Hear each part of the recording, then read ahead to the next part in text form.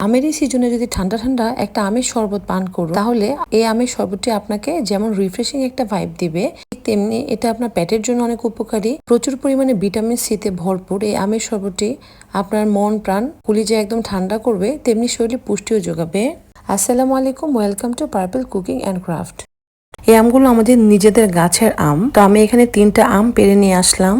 প্রথমে আমগুলো একটু ভালো মতো ক্লিন করে নিব, তারপর আমের উপরে যে খোসাটা থাকে সেই খোসাটা ভালো মতো একটু ছাড়িয়ে নিব।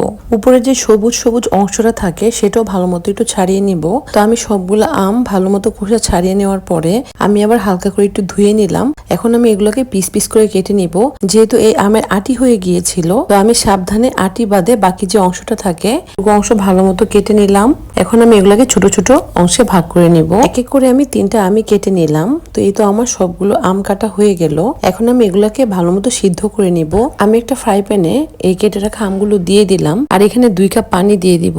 এখন আমি এটাকে ভালো মতো একটু ফুটিয়ে নিব। তো আমি এখানে কিছুক্ষণ জাল করে নিব এবং মাঝে মাঝে ঢাকনাটা সরিয়ে আমটাকে একটু নেড়ে চেড়ে দিব।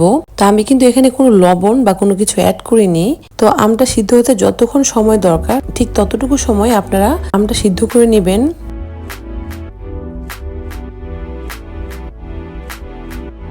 আমটা সিদ্ধ হয়ে গেলে এখন একটা স্ট্রেনারের মাধ্যমে পানিটাকে আমি ঝরিয়ে নিচ্ছি। তো এখানে আমের সিদ্ধ করা পানিটা নিয়ে নিলাম। আম সিদ্ধ করা এই পানিটা দিয়ে আমি ম্যাঙ্গো জেলি বানিয়েছিলাম। এই ভিডিওটা আমার ইউটিউব চ্যানেলে এবং ফেসবুক পেজে দেওয়া আছে, আপনারা চাইলে দেখে আসতে পারেন। তো এখানে আমি বাকি যে সিদ্ধ করা আমটা আছে সেটা নিয়ে নিব একটা ব্লেন্ডার জগে। তারপর এখানে দিয়ে দিব পুদিনা পাতা আর ধনে পাতা, কয়েকটা কাঁচামরিচ ফালি করে দিয়ে দিব। তারপরে এখানে লবণ দিয়ে দিব, নর্মাল যে খাওয়ার লবণ আছে সেটা দিব। এখানে টেস্টিং সল্ট দিয়ে দিব। তারপর দিয়ে দিব বিট লবণ, সামান্য একটু লাল মরিচের গুঁড়ো, আর এখানে আপনারা কালো গোলমরিচের গুঁড়ো দিতে পারেন, কিন্তু আমি দিইনি। তারপর এখানে আমি সামান্য পানি অ্যাড করে দিব। সামান্য ঠান্ডা পানি অ্যাড করে দিতে পারেন, অথবা পরবর্তীতে বরফ কুচি দিয়ে পরিবেশন করতে পারেন। এখন এটাকে আমি জাস্ট ব্লেন্ড করে নিলাম। আমার ব্লেন্ড করা হয়ে গেল।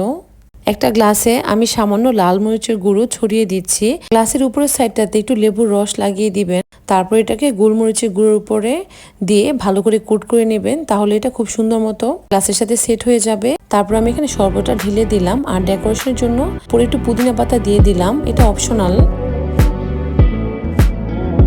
এই প্রচন্ড গরমে এরকম একটা ঠান্ডা ঠান্ডা কাঁচা আমের জুস আপনাকে অনেক রিফ্রেশিং একটা ভাইব দিবে। ভিটামিন সিতে ভরপুর আমের এই শরবতটি আপনার শরীরের জন্য অনেক উপকারী।